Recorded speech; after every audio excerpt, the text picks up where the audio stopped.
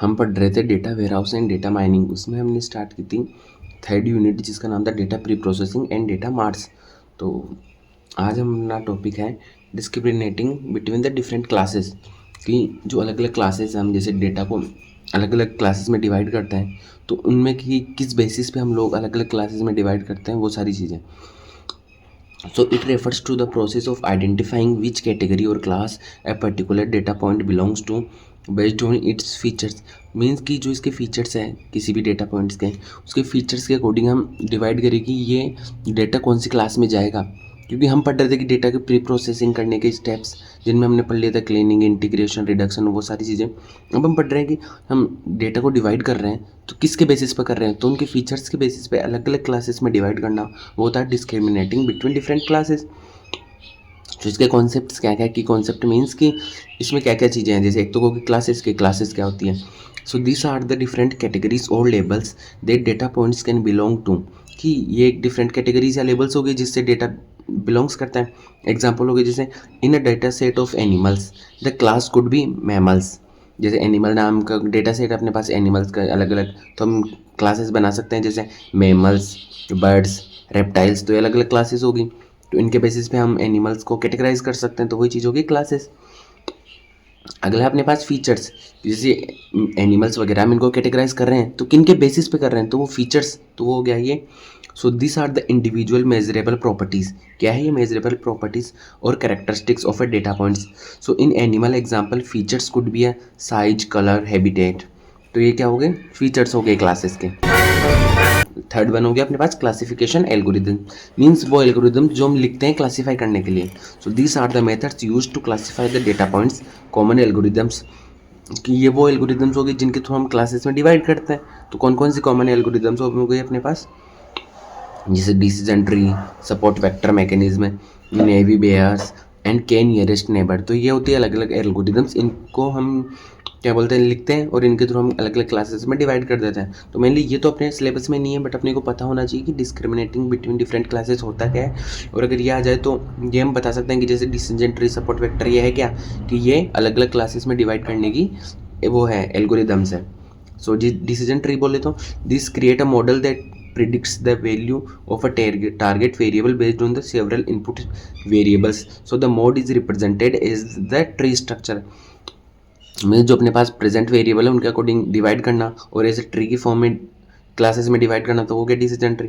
Support vector mechanism बोले तो this find the hyperplane that best separate the class in the feature space. Means कोई चीज़ है अपने पास तो उसके बीच में हम एक हाइपर प्लेन बोले तो कि एक कैटेगराइज करने के लिए बीच में एक पहलू, तो वो हो गया सपोर्ट वेक्टर मैकेनिज्म का।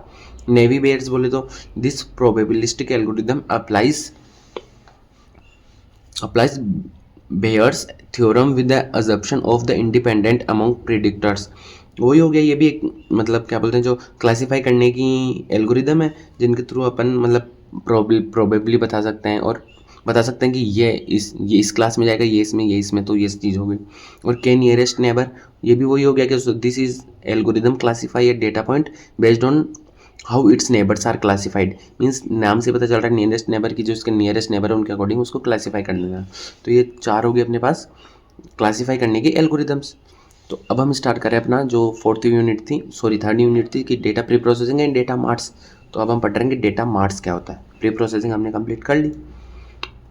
सो डेटा मार्ट्स बोले तो data marts are specialised storage systems that holds a subset of a data specially assigned for a particular business area or department like sales marketing।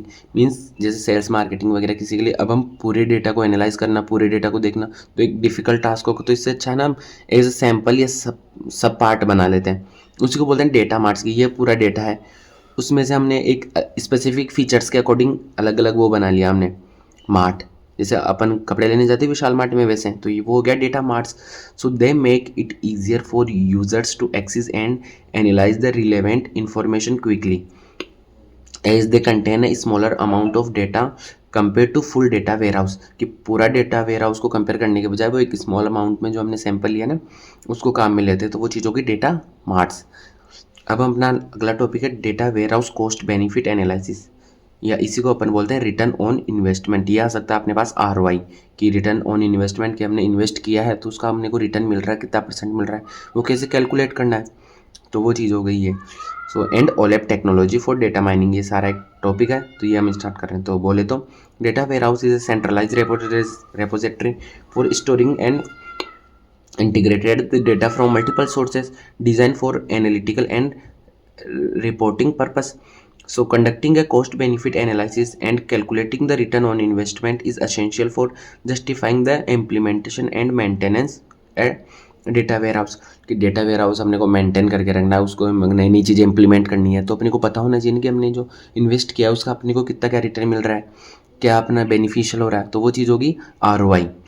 तो ये हम कैसे कैलकुलेट करते हैं, जिसमें सबसे पहला टॉपिक है वो है कि कॉस्ट इन्वॉल्व, कि आप जो मतलब डेटा वेयर हाउस है उसमें आप बना रहे हो तो उसकी मतलब कितनी क्या कॉस्ट लग रही है। तो पहले तो होगी अपने पास इनिशियल सेटअप कॉस्ट, कि कोई भी डेटा वेयर हाउस क्रिएट करने के पहले जो सेटअप करने के लिए जो कॉस्ट चाहिए ना वो, तो उसमें कौन कौन सी आ गई, hardware and software cost setup cost में, जैसे servers, database, OLAP tools and storage solution, तो ये सारी होगी हार्डवेयर एंड सॉफ्टवेयर की कॉस्ट। फिर होगी डेटा को इंटीग्रेट करने की कॉस्ट, जैसे डाटा को एक्सट्रैक्ट करना, ट्रांसफॉर्म करना, लोड करना, तो वो सारे टूल्स वगैरह के लिए, तो इन सब के लिए अपने को पे करना पड़ेगा, वो होगी data integration cost.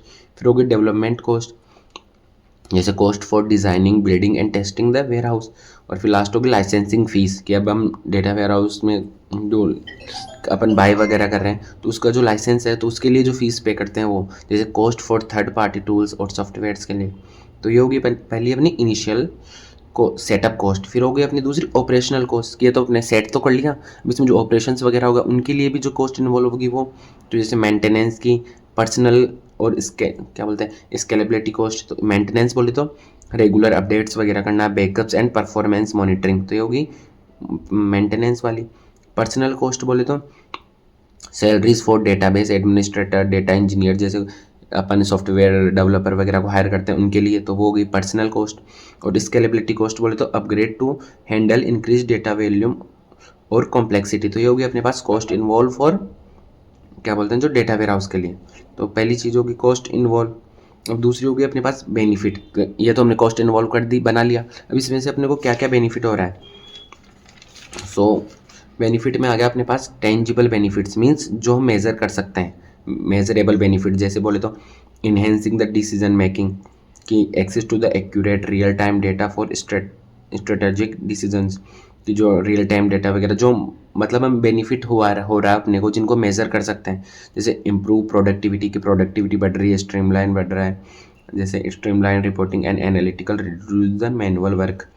And last हो गया कॉस्ट सेविंग्स, जैसे better resource allocation and reduce the redundancy in operations. और फिर है इंक्रीज द रिवेन्यू, जैसे insights from analytics lead to the target marketing and customer retention.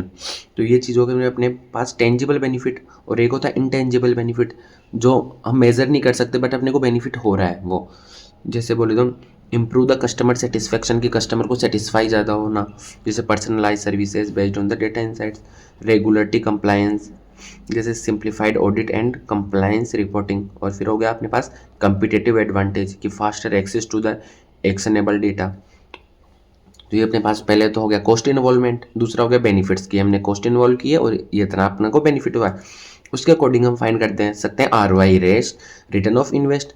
तो इसका फॉर्मूला होता है कि सबसे पहले नेट बेनिफिट, जो अपने को टोटल बेनिफिट हुआ है, माइनस टोटल कॉस्ट। तो नेट बेनिफिट कौन सा होता है, नेट बेनिफिट बोले तो कि टोटल बेनिफिट में से टोटल कॉस्ट वो रिड्यूस कर देना, वो होता है नेट बेनिफिट। नीचे होगा टोटल कॉस्ट, जो टोटल कॉस्ट अपने इन्वॉल्व हो रही है, और फिर इंटू 100। तो ये हो गया अपने पास फाइंड करने का फॉर्मूला। ये हो गया एग्जाम्पल, जैसे टोटल कॉस्ट थी अपनी कितनी 5 लाख मान लो, ये टोटल कॉस्ट थी, जैसे सेटअप की कॉस्ट, ऑपरेशनल कॉस्ट वगैरह सारी चीज़ें। टोटल बेनिफिट हुआ अपने को 8 लाख का, ठीक है। तो नेट बेनिफिट बोले तो नेट बेनिफिट क्या होता है कि जो टोटल बेनिफिट हुआ उसमें से टोटल कॉस्ट फाइंड कर दो, तो अपने पास नेट बेनिफिट हुआ 3 लाख का। अब इसके अकॉर्डिंग हम रिटर्न ऑफ इन्वेस्टमेंट निकालेंगे, तो ये निकालेंगे ऊपर क्या बोलते हैं, ये जो 3 लाख नीचे 5 लाख इंटू 100, तो अपने पास देगा 60% अपने पास बेनिफिट हुआ। तो ये चीज़ों के अपने पास रिटर्न ऑन इन्वेस्टमेंट। और आज अपना लास्ट टॉपिक है इस यूनिट का, वो है ओलेप टेक्नोलॉजी फॉर डीएम, कि डेटा माइनिंग के लिए जो ओलेप टेक्नोलॉजी बोले तो ओलेप क्या एक सॉफ्टवेयर है, एक सर्विस है जो अपने जिसके थ्रू अपन मतलब डेटा वेयर हाउस वगैरह को जो वर्क वगैरह होता है ना वो करते हैं। तो वो ऑनलाइन एनालिटिकल प्रोसेसिंग, ये इसकी फुल फॉर्म में ये आ सकती है, online analytical processing. So it is a technology design to perform the multi dimensional analysis of large data set. कोई लार्ज डेटा सेट है उसको अपने को एनालाइज करना है, तो उसके लिए अपन यूज़ करते हैं OLAP technology. So it is a key component of business intelligence and decision support system, allowing users to analyze the data from different perspectives and make the informed decision. ये जो एक डेटा है अपन उसको different different prospective से देख सकते हैं और क्या बोलते हैं एनालाइज कर सकते हैं, तो इसके लिए अपन यूज़ करते हैं ओलेप टेक्नोलॉजी। इसके की फीचर्स क्या है कि मल्टी डायमेंशनल एनालिसिस, कि एक डेटा को एक ही डायमेंशन से नहीं अपन मल्टीपल तरीके से एनालाइज कर सकते हैं, फास्ट क्वेरी करवा सकते हैं, यूज़र ड्रिवन एनालिसिस। ये हो गए इसके की फीचर्स। अब डेटा वेयर हाउस में ओलेप का क्या यूज़ है और डेटा माइनिंग में ओलेप का क्या यूज़ है। So in data warehouse OLAP enables the efficient querying, कि एफिशिएंट क्वेरी कर सकते हैं and reporting in a data warehouse by organizing data in a multiple format, क्योंकि एक डेटा है उसको अपन मल्टीपल फॉर्मेट में एनालाइज कर सकते हैं। और डेटा माइनिंग में बोले तो क्या यूज़ है इसका कि OLAP complements data by providing pre aggregated structure data for mining algorithms to discover the patterns, correlations and trends. तो ये हो गया इसके यूज़ डेटा वेयर हाउस में एंड डेटा माइनिंग। अब लास्ट है अपने पास ओलेप के ऑपरेशंस की, क्या क्या ऑपरेशंस अपन कर सकते हैं। एक हो गया रोलअप। रोलअप बोले तो aggregate the data to a higher level, क्योंकि डेटा है उसको हायर लेवल पे एग्रीगेट करना है। रोल अप जैसे डेली टू मंथली सेल्स। अब होगा ड्रिल डाउन, कि वो इसका अपोजिट, कि break down the aggregated data into more detail levels, जैसे yearly sales into a quarterly या मंथली, तो ड्रिल डाउन हो गया, ये और ऑपरेशंस हो गए। फिर हो गया slice and dice. Slice and dice बोलते हो extract the specific data subset, क्योंकि स्पेसिफिक डेटा सबसेट को एक्सट्रैक्ट करना तो वो तो हो गया slice, and rearrange the data और उसको वापस रीअरेंज करना वो हो गया डाइस, तो ये स्लाइस एंड डाइस। और फोर्थ है इसका पाइवोट या रोटेट, कि reorients the data cube to view data from a different perspectives, की एक डेटा को अलग अलग प्रोस्पेक्टिव से अपन देख सकते हैं। तो ये हो गया ओलेप के ऑपरेशंस। और लास्ट है अपने पास टाइप्स ऑफ ओलेप। तो अपने पास तीन तरीके के होते हैं, M OLAP, R OLAP and H OLAP. M बोले तो मल्टी डायमेंशनल ओलेप, आर बोले तो रिलेशनल ओलेप और एच बोले तो हाइब्रिड ओलेप।